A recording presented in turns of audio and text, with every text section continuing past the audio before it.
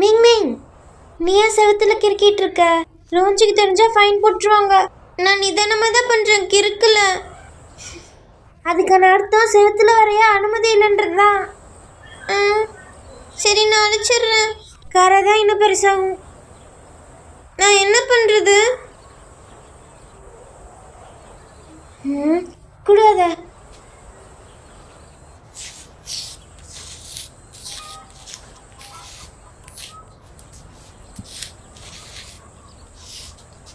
இப்போ சரியா இருக்கும்.